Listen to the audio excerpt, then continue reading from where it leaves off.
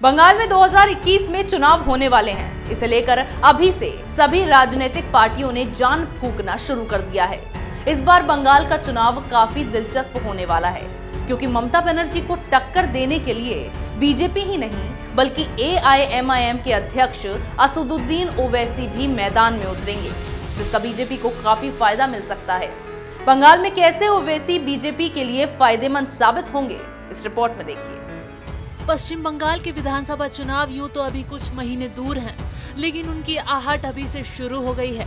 मई 2021 में राज्य की विधानसभा का कार्यकाल पूरा हो रहा है। इससे पहले ही यहां पर चुनाव हो जाएंगे। 294 सीटों के लिए होने वाला ये विधानसभा चुनाव इस बार खास मायने रखता है। इसके खास होने की वजह दो हैं। पहली वजह, इस विधानसभा चुनाव में असदुद्दीन ओवैसी की पार्टी का शामिल होना है, तो दूसरी वजह बीजेपी का पूरी ताकत से इस चुनाव में उतरना है। इन दोनों ने मिलकर इस विधानसभा चुनाव को काफी दिलचस्प बनाने का फैसला कर लिया है। आपको बता दें कि हाल ही में हुए ग्रेटर हैदराबाद नगर निगम के चुनाव में भारतीय जनता पार्टी ने पहली बार मैदान में अपनी पूरी ताकत झोंक दी थी। इसकी बदौलत बीजेपी ओवैसी को उसी के घर में तीसरे स्थान पर खदेड़ने में कामयाब रही। तो उसी तरह बंगाल चुनाव में भी बीजेपी अपनी पूरी ताकत झोंकने की तैयारी कर चुकी है। तो वहीं ओवैसी ने बिहार में कई सीटें जीतने के बाद अब पश्चिम बंगाल के चुनाव पर अपनी निगाहें टिका ली हैं। वहीं ओवैसी ममता की पार्टी से चुनावों में गठबंधन नहीं करते तो यहाँ मुकाबला त्रिकोणीय हो जाएगा और दोनों एक दूसरे के लिए वोट काटेंगे, जिसका सीधा फायदा बीजेपी को मिल सकता है। वैसे तो ओवैसी ने पश्चिम बंगाल के चुनाव में मौजूदा सत्ताधारी तृणमूल कांग्रेस के साथ चुनाव लड़ने का दांव खेला है।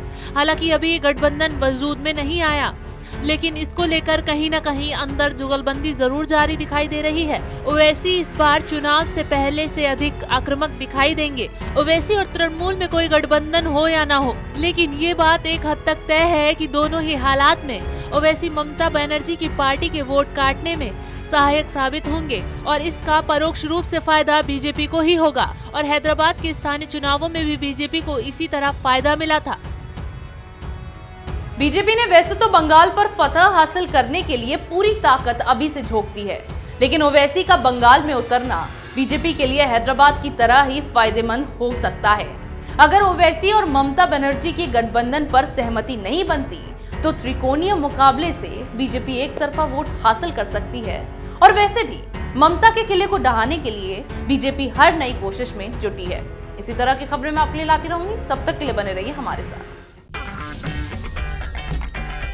अगर आपको हमारा वीडियो पसंद आया हो तो इसे लाइक करें, हमारे चैनल को सब्सक्राइब करें और हाँ, बेल आइकन दबाना ना भूलें, ताकि आप तक हमारे वीडियो की नोटिफिकेशन पहुंचती रहे।